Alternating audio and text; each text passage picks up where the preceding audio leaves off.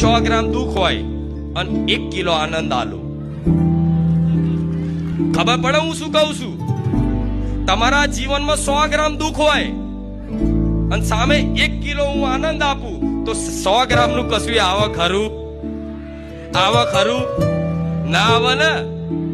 આજે દાખલો જગતમાં આજે સાક્ષાત કળિયુગમાં વૃંદાવનમાં પ્રેમાનંદજી મહારાજ નું છે કે જેમની 2 કિડનીઓ ફેલ હોવા છતાંય આનંદિત રહેશે, સુખી રહેશે.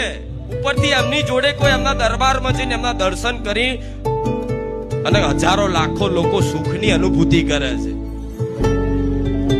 આ સત્ય છે ને. પણ તો હેલો મિત્રો, જય માં મેલડી. આજ જાણીએ છીએ કે ખુખાર મેલડીને કેટલા લોકો માને છે.